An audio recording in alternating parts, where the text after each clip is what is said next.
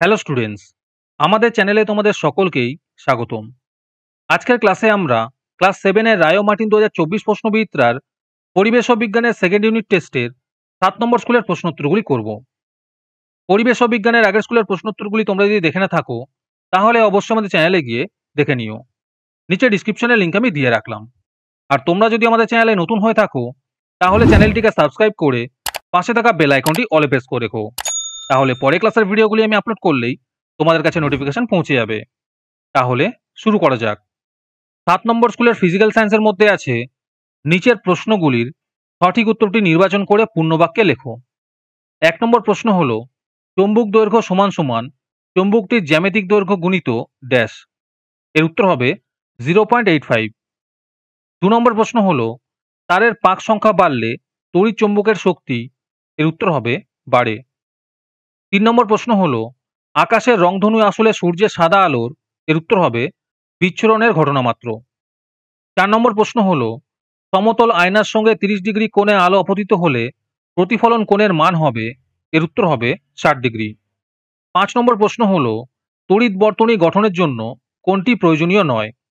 এর উত্তর হবে তড়িৎ শক্তি ব্যবহারকারী যন্ত্র।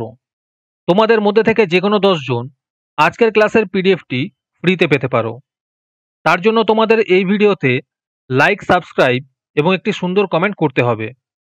এই ভিডিওতে যখন 100টি লাইক এবং 100টি সাবস্ক্রাইব হয়ে যাবে তারপরে আমি এই ভিডিওর কমেন্টের মধ্যে থেকে র্যান্ডমলি যে কোনো 10 জনকে বেছে নিয়ে তাদের সঙ্গে যোগাযোগ করে এই ভিডিওর পিডিএফটি দিয়ে দেব। আর যারা আগে থেকেই আমাদের চ্যানেলটি সাবস্ক্রাইব করে রেখেছো তারা শুধু লাইক এবং কমেন্ট করলেই হবে।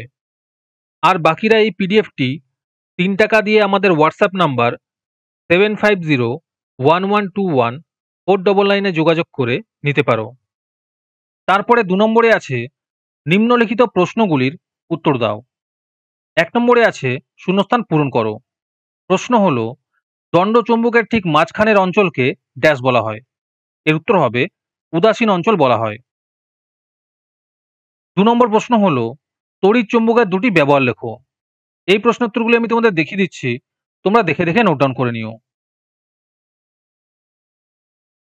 3 নম্বর প্রশ্ন হলো তুমি আয়না থেকে 1 মিটার দূরে সরলে প্রতিবিম্বে তোমার কাছ থেকে কতটা দূরে সরবে।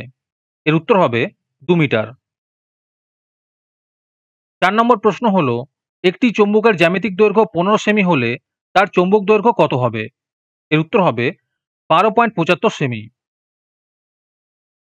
5 নম্বরে আছে শূন্যস্থান পূরণ করো। প্রশ্ন হলো মাটিতে ড্রিল করে প্রথম পেট্রোলিয়াম উৎপাদন শুরু হয় ড্যাশ মহাদেশে। এর উত্তর হবে আমেরিকা মহাদেশে। তারপরে 3 নম্বরে আছে নিম্নলিখিত প্রশ্নগুলির উত্তর দাও। 1 নম্বর প্রশ্ন হলো প্রতীক চিহ্ন দ্বারা ব্যাটারি ও খোলা সুইচের চিত্র অঙ্কন করো।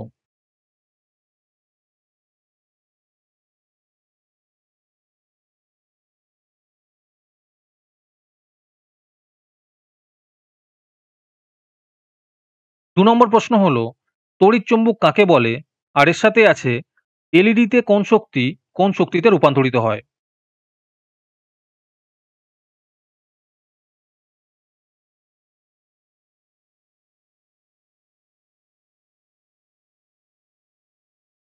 3 নম্বর প্রশ্ন হলো ফিউজ তার কি আর এর সাথে আছে এর বৈশিষ্ট্য কি। 4 নম্বর প্রশ্ন হলো আলোর প্রতিসরণের ক্ষেত্রে আলোক রশ্মি ঘনমাধ্যম থেকে লঘু মাধ্যমে প্রবেশ করলে প্রতিসৃত রশ্মি কি পরিবর্তন ঘটে চিত্রসহ লেখো।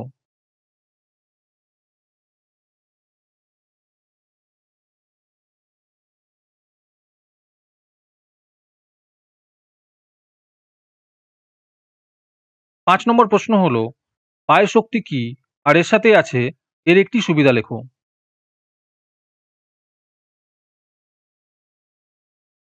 6 নম্বর প্রশ্ন হলো সৌরশক্তি ব্যবহারের একটি সুবিধা ও একটি অসুবিধা লেখো।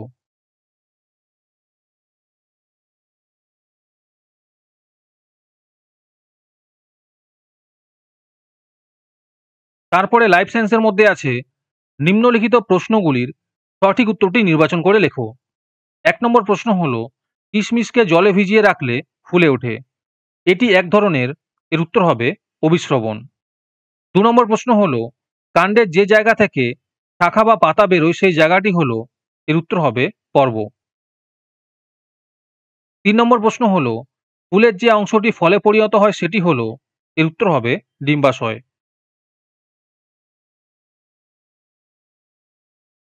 তারপরে ২ নম্বরে আছে, নিচের বাক্যগুলিতে উপযুক্ত শব্দ বসিয়ে শূন্যস্থান পূরণ করো। ১ নম্বরে আছে, সেপটিক ট্যাঙ্কের বিষাক্ত গ্যাস হলো ড্যাশ, এর উত্তর হবে হাইড্রোজেন সালফাইড। ২ নম্বরে আছে, তেঁতুলের বীজের অঙ্কুরোদ্গমের সময় বীজপত্র বীজত্বক ফাটিয়ে মাটির ওপরে উঠে এলে তাকে ড্যাশ অঙ্কুরোদ্গম বলে, এর উত্তর হবে মৃদভেদী অঙ্কুরোদ্গম বলে। ৩ নম্বরে আছে, আতা এক ধরনের ড্যাশ ফল, এর উত্তর হবে গুচ্ছিত ফল।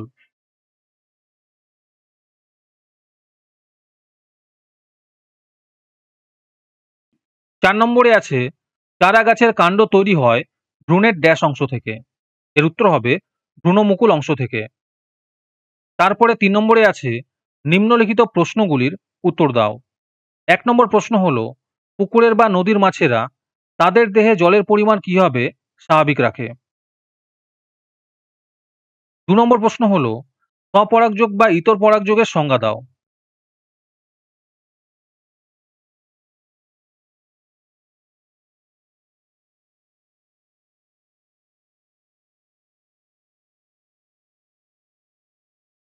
আজকের ক্লাসটি তোমাদের ভালো লেগে থাকলে অবশ্যই একটি লাইক এবং বন্ধুদের কাছে শেয়ার করে দিও।